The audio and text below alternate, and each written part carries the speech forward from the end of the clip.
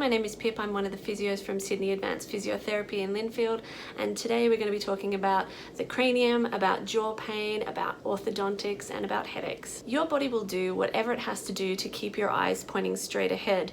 This is sort of an evolutionary change, and it allows you to keep an eye on the horizon and look out for any issues in front of you. Now, your body will often do this by seeing a twist in the cranium if there's a twist somewhere else in your body.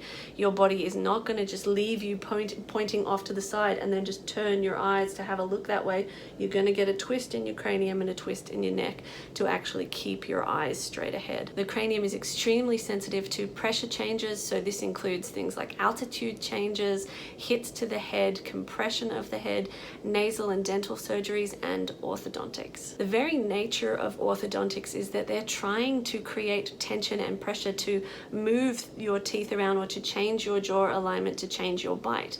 Now, the difficulty with this is that it can have a huge impact on the way your cranial bones are lined up, and it can also have a huge impact on the tensions within the cranium. This can obviously lead to headaches, but we can also see jaw pain, and we can see aesthetic changes as well. So when there's a twist in the cranium, what you can sometimes see is that one eye is smaller than the other or deeper set, so people don't look like they have symmetrical eyes when they take a photo, or they might not have a symmetrical smile anymore. Another change that we tend to see is that it becomes harder for people to breathe through their nose. The exact same thing is true of dental surgeries or hits to the head, anything that upsets the muscles in the neck. So for example, if you were to have a whiplash, because a lot of the muscles in the neck run from neck to cranium or even from shoulder to cranium, if there's anything that upsets the tone in those muscles, so for example something that creates a chronic low-grade spasm in those muscles, then that can have an impact on your cranial bones and therefore your jaw as well. So if you imagine your skull as like a simple round unit and then your jaw has to come off that, if you get a twist within the cranium, it's really hard for the jawbone to adapt to that. So say for example my jaw does this to open and close my mouth. If I then get a twist or a rotation, my jaw either has to work out how to come with me, and then that has a lot of impacts for your neck, or it has to try and work out how to open and close, which is usually what happens in that twisted position. And so one joint tends to be more jammed up and the other one tends to be sort of struggling to align itself properly over here. As I've already said, twists within the cranium can actually have a wide range of effects. They can affect your facial symmetry, they can affect your jaw's ability to open and close, and they can give you headaches. And this happens because of the interaction between the head and the neck and the muscles that run between.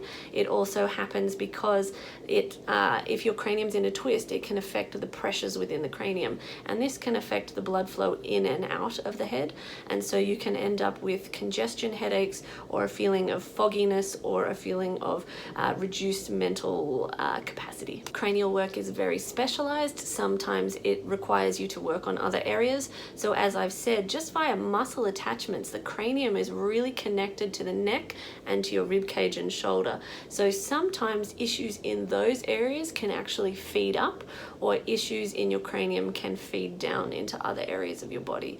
Your cranium is also a big center for all of your central nervous system, and so you can actually see issues from anywhere in the body from the cranium because of the link between the nerves and the muscles and the joints and how they all work together. So what I would suggest is, if you have a child, for example, that is going through orthodontics over a period of time, is that you see a physio who specializes in some cranial work to make sure that they're not getting these areas of tension and restriction within their cranium and their jaw as a result of the orthodontics that's happening, because they are trying to pull and rearrange things. That's part of what orthodontics is. And just be aware that if you suffer from headaches or neck pain or jaw issues, that there are physios who are specially trained in those areas, and they will be more able to help you than a standard physio who you might see for a sprained ankle or a knee problem.